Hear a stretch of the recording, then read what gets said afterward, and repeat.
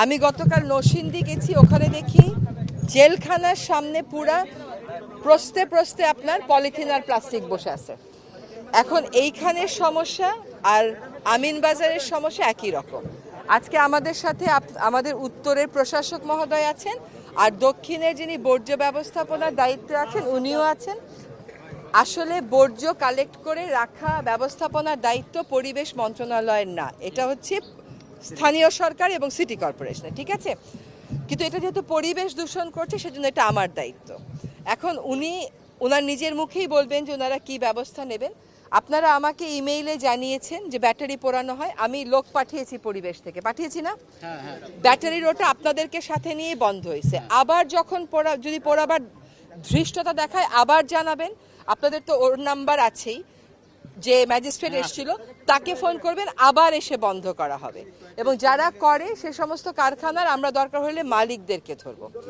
দুইটা আপনি বলেছেন যে দুইটা স্টিল মিলের কথা, আমি দুইটা স্টিল মিলের নাম নিয়েছি। আমি গিয়ে দেখবো ওদের পরিবেশগত ছাড়পত্র আছে কিনা। যদি ওরা ছাড়পত্র মেনে চলে তো চলবে, যদি ছাড়পত্রের একটা নিয়মও ওরা ব্যত্যয় ঘটায় আমরা সেটা আইনি ব্যবস্থা নেব। এখানে একটা কথা বলি, আমাদের যিনি রুবিনা আছেন উনি আমাকে বলেছেন যে অলরেডি ওদেরকে বন্ধের নোটিশ রেডি করা হয়েছে, কালকে অফিস খুললেই ছেড়ে দেওয়া হবে। এখন এইখান থেকে আপনাদের চূড়ান্ত দাবিটা হচ্ছে যে এইখান থেকে এটা সরিয়ে নিতে হবে।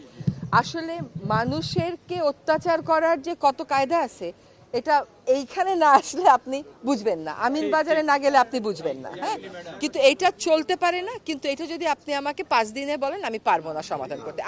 আমরা যেটা করতে পারবো সেটা হচ্ছে আপনি আসলে সামনে আপনি বলেন যে আগুনটা নিভাতে আপনি কি করতেছেন এবং কয়দিনের মধ্যে আগুন নিভাবে।